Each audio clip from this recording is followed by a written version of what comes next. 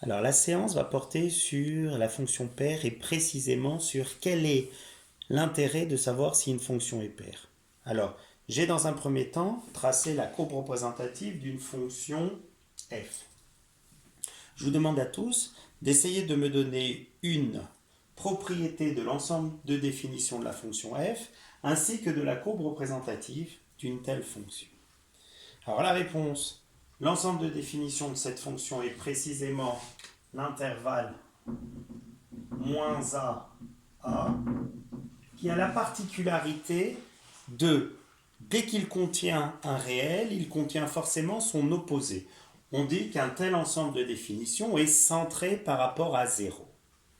Maintenant, d'un point de vue graphique, que remarque-t-on quant au tracé de la courbe représentative de la fonction f? On remarque que le tracé est symétrique par rapport à l'axe des ordonnées. Alors vous allez me dire, oui, mais ça signifie quoi d'un point de vue algébrique? Alors regardez, c'est très simple.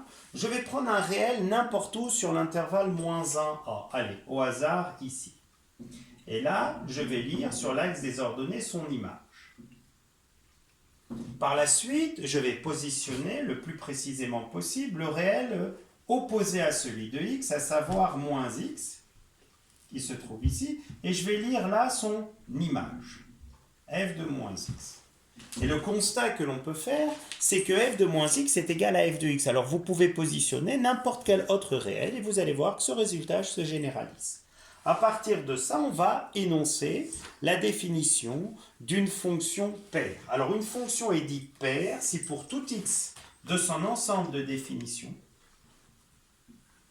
f de moins x égale f de x. Alors si je me permets d'écrire f de moins x égale f de x, ça signifie d'une part que f de x existe, et ça c'est dû au fait que x appartienne à d de f, et d'autre part que f de moins x existe, ce qui revient à la condition précédente, à savoir si x est dans d de f, il en est de même pour moins x. Alors maintenant on va voir l'intérêt d'une telle fonction. Comme vous pouvez l'observer, si jamais vous vous intéressez à un intervalle, peu importe lequel. Alors considérons l'intervalle ici que je vais appeler CD. Vous observez que sur l'intervalle CD, la fonction f est strictement décroissante. Et cette fois-ci, vous allez considérer l'intervalle moins d moins c.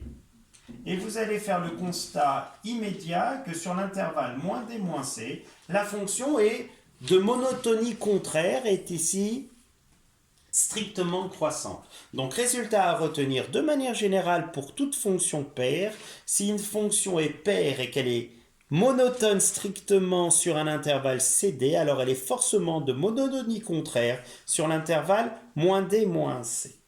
Donc tout ça pour vous dire que on étudie la parité d'une fonction paire uniquement pour pouvoir restreindre son étude à soit la partie positive de l'ensemble de définitions, soit la partie négative. Cachez, si vous voulez vous amuser, la partie positive, conservez la partie négative, utilisez le fait que la fonction est paire et vous allez avoir forcément l'autre partie.